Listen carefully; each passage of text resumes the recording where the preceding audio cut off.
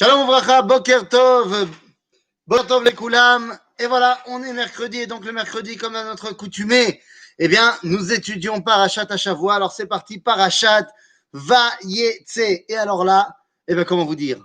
Ça y est, l'identité d'Israël est mise en place, elle peut commencer à avancer. Abraham, Yitzhak, Yaakov, qui a même commencé sa métamorphose pour devenir Israël, comme on l'a vu la semaine dernière.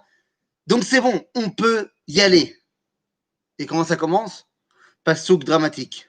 Vayetse Yaakov mi Be'er-Shava vayelech Harana. Le premier verset de la paracha est dramatique puisque à peine l'identité d'Israël étant complétée, qu'on commence à voir le départ en exil. Vayetse Yaakov mi Be'er-Shava vayelech Harana. Il part de Be'er-Sheva, il sort de Be'er-Sheva et il va à Haran. C'est un verset qui paraît anodin et pourtant c'est le début du départ en exil. Eh bien oui les amis, que faire avec cette réalité? Eh bien tout d'abord, il faut comprendre pourquoi la première apparition du peuple d'Israël en devenir, certes, mais quand même peuple d'Israël, ça y est, on a Abraham, Yitzhak et Yaakov, eh bien doit être un départ en exil. Eh bien les amis, la réponse est très simple. La création du peuple juif va se faire en exil. Que ce soit ici à l'époque des patriarches, ou alors, bien plus tard, lorsqu'on va prendre notre dimension cette fois de nation, eh bien, on se créera en Égypte. On va arriver en tant que famille et on va devenir une nation en Égypte. En d'autres termes, eh bien, c'est en exil que l'identité nationale se crée. Et pourquoi? Eh bien, tout simplement parce que dans les autres peuples, dans les autres nations, le rapport qui unit les peuples à leur territoire, eh bien, est un rapport de, si vous voulez, nature. C'est-à-dire qu'il y avait des gens sur un plateau, un territoire, et donc ils se sont organisés en nations. En d'autres termes, c'est un lien naturel, ou plus exactement un lien parental. Le français appellera la France la mère patrie. Vaterland en allemand, Motherland en anglais. C'est-à-dire qu'il y a ici un rapport de parent à enfant. C'est bien le rapport de parent à enfant, mais il est dénué de tout sens moral. Je ne choisis pas mes parents n'ont pas choisi exactement quel enfant les sortir. C'est un lien qui est naturel. C'est très fort, mais ce n'est pas le lien du choix, le lien qui est basé sur une valeur morale. C'est pourquoi le peuple juif, lui, ne va pas naître dans sa terre. Notre mère patrie, si on veut, eh bien, ça sera soit Haran pour l'époque des patriarches, soit l'Égypte. Or, vous savez que d'après la halakha, nous n'avons pas le droit de revenir vivre en Égypte, car on ne veut pas rentrer dans un complexe d'Oedipe collectif. Il n'y a pas cette dimension d'attachement interminable parent-enfant. À un moment donné, nous dit la Torah, Alken ya'azov ish et aviv ve'etimo ve'davak ve'ishto. C'est-à-dire qu'à un moment donné, tu dois sortir de chez papa et maman et te marier. Le lien qui unira la terre d'Israël à son peuple est un lien non pas de parent à enfant, mais un lien de mari et femme, qui est beaucoup, beaucoup plus fort. Eh bien, les amis, allons-y. Rentrons dans cette dimension-là. Yaakov doit sortir d'Eretz Israël. Il part en exil, il sait ce qu'il a à y faire, mais il y a le danger. Le danger, vous le connaissez, on le connaît tous, le danger de l'exilation, c'est-à-dire le danger d'être trop bien en exil. Là-bas, il aura un concept et une relation avec Dieu qui est complètement différente d'ici. Puisque là-bas, Dieu sera pour lui le Dieu du temps. Et oui, il ne pourra plus être le Dieu de l'endroit puisqu'il ne sera pas au bon endroit.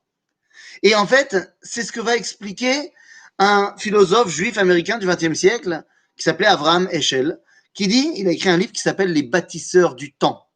Dans son livre, il explique que les Juifs, à la différence des nations, qui eux bâtissent des palais dans l'espace, des temples, eh bien nous bâtissons des palais dans le temps.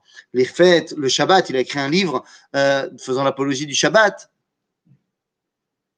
Là où Avraham Heschel se trompe, car il se trompe, il nous dit que la notion de Kedushat Makom, de Mikdash, de Mishkan, est venue après la faute du veau d'or.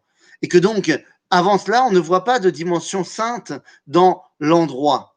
Et pourtant, il se trompe grandement. Car dans la Shirat Hayam, bien avant la faute du veau d'or, eh bien, il sera marqué Teviemo vetitaemo behar nachalatecha machon neshiftecha pe'alta Hashem mikdash Hashem konenu yadecha. En d'autres termes, dans la Shirat Hayam, on nous dit déjà, bien avant la faute du veau d'or, qu'il y a un endroit qui s'appellera Mikdash, un endroit dans la montagne que Dieu aura choisi. Rabotai, la dimension de Gdushat HaMakom est une des dimensions sine qua non de la relation à Dieu. Il y a Gdushat HaZman, il y a Gdushat HaAdam, et il y a Gdushat HaMakom. La Kedusha, la sainteté dans le temps, dans l'être et également dans l'espace. Et c'est ainsi que lorsque Yaakov part, juste avant de quitter Eretz Israël, il va se faire, si je puis dire, une injection, un vaccin anti-galout, un vaccin anti-exil. Vaïfga Bamakom. Il a touché l'endroit. Chazal nous disent, il n'est pas à Bethel, il est à Aramoria. Le Aramoria a sauté et est venu se placer à cet endroit-là. Il s'est rempli de Makom. Comme ça, maintenant, il peut passer l'exil. Il n'oubliera jamais qu'il devra rentrer à la maison.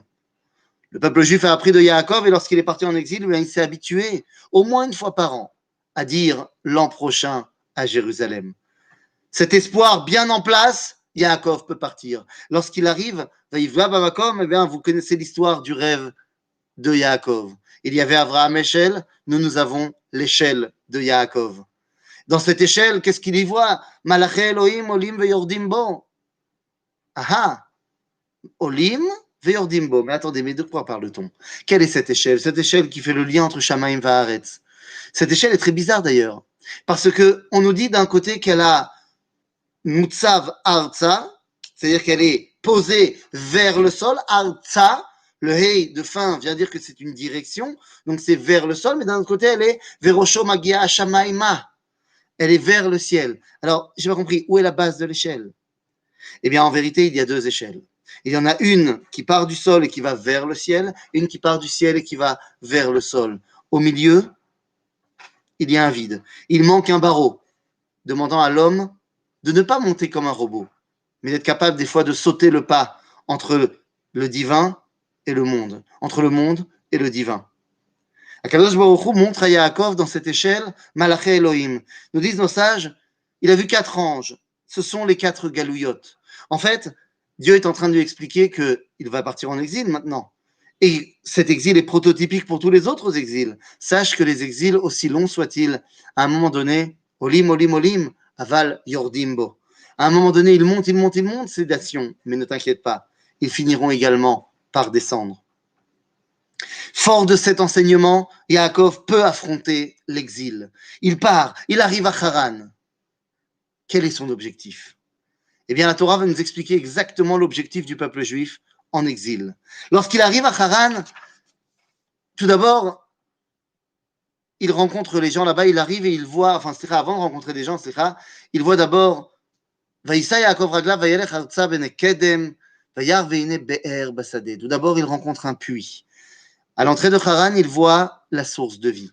Le puits n'est autre que la source de vie qui va tout simplement amener la vitalité au monde entier. Haran représente ici le monde entier.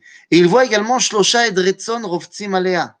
Il y a 3 troupeaux dirigés par 3 bergers, 3 identités humaines différentes. Nos sages diront, il s'agit ici de Babylone, de la Perse et de la Grèce. Chacune de ces identités humaines représente quelque chose. L'homme cherche et recherche 3 dimensions. La première, le pouvoir dans ce monde, ce qu'on appelle Amalchut. La deuxième, la richesse, l'opulence, ce qu'on appelle la Perse. Il n'y a qu'un seul pourcent. Alors, j'ai été trop vite. La Malchut, c'est Babylone. Comment le sait-on? Eh bien, parce qu'il y a marqué dans la Torah, Vatei Reshit Mamlachto Bavel. Le premier royaume, si on veut, de l'histoire, c'est bel et bien Babylone. Ensuite, pour ce qui est de la richesse et l'opulence, j'ai dit c'est la Perse. Il n'y a qu'à regarder les premiers versets de la Megillat Esther, voir comment le royaume perse s'est présenté. Et enfin, la Grèce. La Grèce, c'est quoi? La Grèce, c'est la réflexion, l'intellect, le sechel, comme on dit en hébreu. Vous allez me dire le mot l'esthétique, mais l'esthétique grecque était basée sur une réflexion. Nous avons ces 3 identités humaines. Vous allez me dire, mais où est Rome?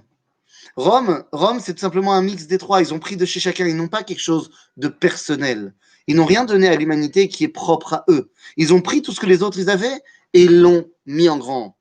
On peut parler exactement de la même façon de la société occidentale et plus particulièrement des États-Unis. l'ambiance, le monde des valeurs des États-Unis ont été pris à l'Europe et ils ont tout mis en mode augmenté. Mais Kitsour, il y a 3 identités humaines. Yaakov comprend qu'il est là pour apprendre aux autres comment s'attacher à la source de vie. Il y a là-bas, ils le savent, le Be'er Bassadé, mais ils ne peuvent pas aller boire, s'abreuver de la source de vie. Pourquoi? Ki yesh even gedola al pi haber. Il y a une grosse pierre qui bloque l'entrée à la source de vie. Alors Yaakov leur dit, mais pourquoi vous ne l'enlevez pas? Et ils disent, on ne peut pas, on doit être tous ensemble pour enlever la pierre. Les nations lui disent, on sait qu'on a besoin d'unité pour réussir à arriver à la source de vie. Mais le problème, c'est que, alors je ne comprends pas, tous les jours, ils arrivent à enlever la pierre. Pourquoi ils la remettent? Ils la remettent parce qu'ils ont très peur qu'un jour vienne un des 3 sans les autres et profite tout seul. En fait, ils sont unis, mais que pour réaliser leurs propres intérêts. Vous savez, le Rav Anazir, le Rav David Akohen, dans son commentaire du Marzor, du Sidour de Rosh Hashanah, à propos de la Tfila qui dit Vayasu kulam aguda echad la'asot ratzon echa belevav shalem. On dit que Dieu est le maître du monde et à un moment donné, les nations, Vayasu kulam, tout le monde va faire aguda achat, va faire un groupe pour faire sa volonté. Nous dit le Rav Anazir, ça existe. Ce groupe s'appelle l'ONU. L'ONU est là pour faire aguda achat, un groupe qui a pour rôle de la asot retzoncha. C'est quoi la asot retzoncha? C'est de faire ta volonté. C'est quoi ta volonté? Qu'il y ait la paix. Ah, il a fait méod, bon alors c'est bon. Ken, le seul problème, nous dit le Nazir, c'est que Zelo Belevav Shalem. Ce n'est pas fait avec tout leur cœur, puisque c'est fait uniquement pour que chacun y trouve son intérêt. À ce moment-là, Yaakov comprend qu'il doit leur apprendre que l'altruisme, l'unité, ne vient pas parce que je vais en tirer quelque chose, mais au contraire, parce que j'ai quelque chose à te donner. À ce moment-là, on lui dit, Yaakov leur dit, pour voir s'ils peuvent comprendre ce qu'il attend, ce qu'il est arrivé à leur enseigner, ce qui est venu leur enseigner, etc. Il dit, mais dis-moi, Ayedaatem et Lavan ben Nachor, est-ce que vous connaissez Lavan, fils de Nachor? Lavan n'est pas le fils de Nachor, il est le fils de Bethuel. Alors pourquoi il dit cela? Il dit parce que je veux le rattacher à Abraham. Nachor est le frère d'Abraham. En d'autres termes, la question n'est pas du tout anodine. Est-ce que vous connaissez la Torah d'Abraham? Vayomru, Yadanu. On connaît. Oh, ouais, on a la Bible. À Shalom, lo. Vous savez que l'idéal de cette famille, c'est la Sot Shalom. Vayomru, Shalom. Ouais, on connaît le Shalom. On connaît. Mais c'est un Shalom complètement manufacturé. Il n'est pas profond, il n'est pas réel. C'est juste pour que moi, j'y trouve mon compte. Et à ce moment-là, ils lui disent, d'ailleurs, il y a une représentante de cette idéologie qui arrive. Rachel arrive.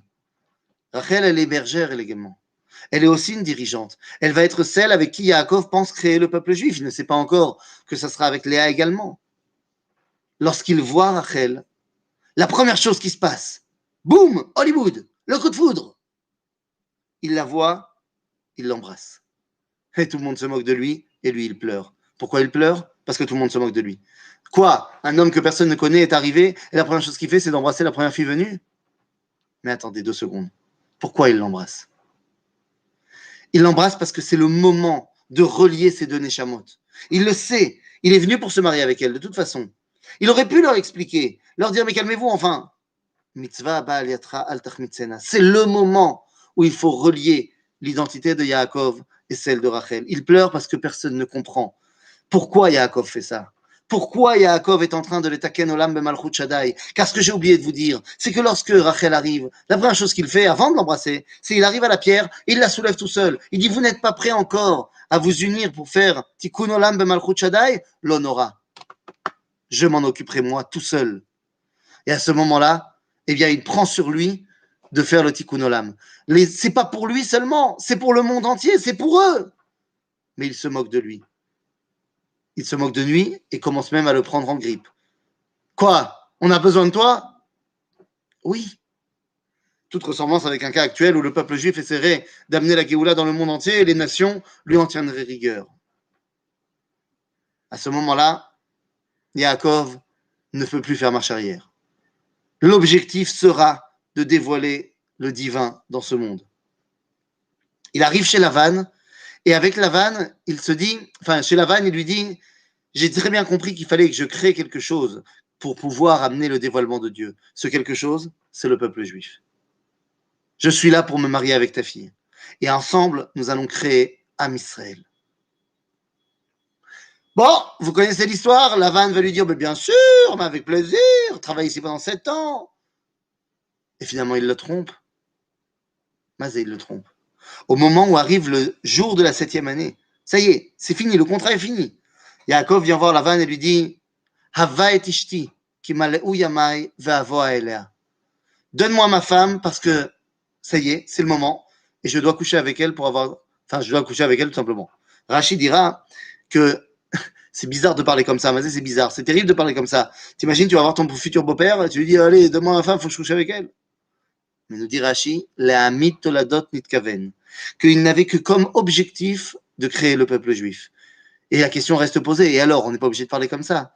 Rabbeinu Bechaye vient et explique en disant, Nachon, on ne parle pas comme ça. Qui? Toi et moi, tout le monde. Mais Yaakov Avinu, lui, il n'a plus d'Yetzerara. Lui, il a été metaken chet Adam Arishon, il n'a plus de boucha. Il est en train de créer quelque chose qui est du domaine de Nishmat Israël qui a précédé la création du monde. À ce moment-là, Lavan, vous connaissez l'histoire, va mettre Léa à la place de Rachel. Mais la question qu'on doit se poser, c'est pas Lavan. Lavan, on sait qu'il est rachat. La question n'est pas tant non plus de Yaakov. Je vous renvoie au cours que j'ai fait sur Rachel Imenu. La question est de savoir à Kadosh Baruch Hu. Pourquoi il a besoin de faire passer Rachel et Léa dans l'histoire? Parce que Rachel et Léa, ensemble, vont créer le peuple juif. On a besoin de ce que représente Rachel et de ce que représente Léa. Rachel, elle est présentée comme étant Yefat Toar ve Yefat Mar'eh. C'est-à-dire que c'est quelqu'un qui va influer à l'extérieur. Son fils, Yosef, va être celui qui va apporter au monde la parole d'Akadosh Baruch Hu. Léa est celle qui est Kol Kvoda Bat Melech Penima. Justement, c'est quand elle sort qu'il y a un problème. Léa, elle est celle qui va apporter les dimensions essentielles de l'intériorité du peuple juif. La Malchut, la Keuna, la Bechora. Léa, Rachel vont créer ensemble le peuple juif. Yaakov, avec ses femmes, va pouvoir maintenant s'occuper de corriger le premier problème de l'histoire. Puisque le peuple juif est censé avoir une responsabilité sur le monde, eh bien, cette responsabilité ressemble énormément à celle qu'entretient le Bechor. D'ailleurs, ce n'est pas pour rien que le peuple juif est appelé Bechor, béni, Bechori, Israël. Le Bechor n'est pas supérieur aux autres, il est responsable des autres. Or, si on y réfléchit 2 petites secondes, depuis le début de la Torah, ça marche pas très bien le Bechor. Que ce soit Caïn qui tue Evel, Ishmaël, Yitzhak, Esav, Yaakov, c'est pas tout feu tout flamme le Bechor. Ici, au sein du laboratoire d'Israël, eh bien, nous allons nous occuper de créer un Bechor ultime, un Bechor qui marche. Pour ce faire, on a besoin de plusieurs essais pour s'évoluer. Et c'est pour ça que Yaakov, il aura combien de Bechorot? Il n'en aura pas 2, puisque finalement, il y aura également Bilha et Zilpa. Et donc, il aura 4 Bechorot, car le Bechor, c'est le Bechor de la mère. Peter Rechem, le premier qui sort du ventre d'une maman. Et donc, on va voir que ça va aller crescendo. Le premier Bechor s'appelle Reuven. Pourquoi elle l'appelle comme ça? Nous dit Rashi que Léa a dit Reu ma ben beni le ben chami. Regardez la différence entre mon fils et le fils de mon beau-père. C'est qui le fils de son beau-père? Son beau-père, c'est Yitzhak. Et donc on parle de Esav. Elle dit, regardez la différence entre Esav et mon fils à moi, Reuven. Esav, il a vendu son droit d'aînesse à Yaakov et pourtant il a voulu le tuer. Mon fils, il n'a pas vendu son droit d'aînesse à Yosef et pourtant, elle parle par une voix évidemment, et pourtant, il aura quand même envie de le protéger et de le sauver, de sortir du puits. En d'autres termes, Reuven est un Bechor qui non seulement ne va pas tuer son frère, mais va essayer de le sauver, de le protéger. Zéyafé, Zégadol. Seulement, c'est pas vraiment son frère. Et puis c'est un frère qui n'est pas encore né. Donc l'identité est en train de se mettre en place, mais c'est pas encore le top. Le deuxième Bechor sera le Bechor de Bilha. Bilha, c'est qui? C'est Dan. Dan vient au monde pour que Yosef naisse. C'est-à-dire que lorsque Rachel va donner Bilha à Yaakov, c'est pour qu'elle aussi ait un fils, comme l'histoire de Sarah et de Hagar. Donc elle dit, Oula ibane mimena. Dan vient au monde, pas seulement pour protéger Yosef, Mais pour que Yosef naisse, The Od Yoter Tov, c'est encore plus fort que Réhouven. Mais bon, là encore, il s'agit d'un frère, pas de la même mère. Ensuite, nous avons un deuxième Bechor, celui de Zilpa. Pourquoi Léa va donner Zilpa à Yaakov? Elle a des enfants, elle en aura même 4, mais elle voit qu'elle n'arrive plus à en avoir. Et donc, elle donne Zilpa. Alors que Bilha était donné à Yaakov par besoin, Rachel n'avait pas d'enfants, Zilpa n'est pas donné par besoin, mais par valeur. Je comprends la valeur qu'il y a à avoir des enfants, et donc, j'en veux encore. Ce n'est pas parce que j'ai besoin, mais c'est parce que je comprends l'importance. C'est encore plus fort. Et donc, il y aura un autre Bechor qui s'appelle Gad. Gad est là pour que Issachar vienne au monde. Donc, on est comme dans Dan pour Yosef, à la différence que ce n'est pas un besoin, ce n'est pas un tzorer, c'est un erer, c'est une valeur profonde. Et enfin, nous arrivons au dernier Bechor, Yosef, le Bechor de Rachel. Lorsque Yosef naît, Rachel dit Asaf Elohim et Cherpati. Dieu a enlevé ma honte. Asaf. Vatikra et Shemo. Elle aurait dû l'appeler Asaf.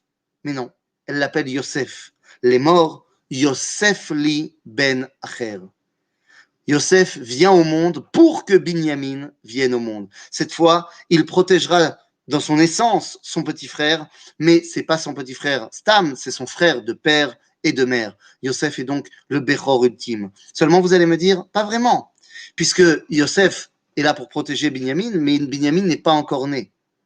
La vérité, il faudra attendre encore 4 générations pour arriver au Bechor Bémet ultime, le fils de Amram, Aharon, qui va être Sameach Begdulat Achiv.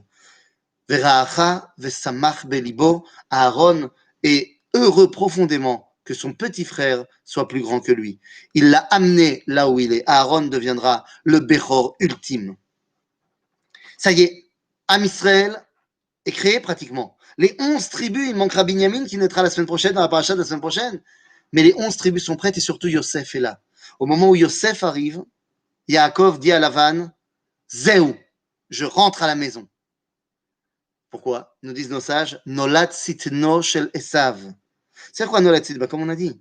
Est né celui qui peut rivaliser avec Esav. Pas au niveau de la force physique, mais au niveau de l'idéal du Bechor. Esav a rejeté sa Bechora. Yosef est le Bechor qui est là pour prendre la responsabilité de son frère. Donc maintenant, Yosef est né, on peut rentrer à la maison. Nos sages diront, Yosef c'est Gematria, Sion. Sion. Ah, pas le sionisme est né, on peut rentrer à la maison. Yosef, pour l'instant, n'est que Yosef. Mais Yosef a un rôle à jouer. Yosef a le rôle de devenir petit à petit Mashiach ben Yosef. Alors on pourrait se dire, ça y est, Yaakov rentre à la maison direct. Eh bien non. Lavan va le convaincre de rester encore 6 ans. Pourquoi? Pour la Asov Kesef. Pourquoi? Pour faire de l'argent. On pourrait se dire, non mais Bémet, c'est pas obligatoire. Ben si. Parce que si Yaakov veut amener la Géoula, eh bien la Géoula ne peut pas se faire sur un terrain vide. Il se doit de maîtriser ce monde-ci pour pouvoir dévoiler Akadosh Baruch Hu dans ce monde-ci. La bracha de Parnassa dans la Hamida vient avant la bracha de Géoula de Teka B'Shofar Gadol Lecherutenu. Et donc, Yaakov va rester pendant 6 ans pour se remplir de Olam Hazeh, remplir ses troupeaux pour pouvoir finalement rentrer et y dévoiler à Kadosh Baruch Hu. Qui sont ces troupeaux? Qui sont toutes ces richesses, ces troupeaux que Yaakov a amassés? Eh bien, répondra à cela le Baal Shem Tov, qu'il y a, vous savez, le Baal Shem Tov avait un nigun, une musique à lui toute particulière qu'on appelle nigun à Baal Shem Tov, qui est très très particulière. Et quand ses élèves lui ont demandé, mais d'où il tenait ce nigun?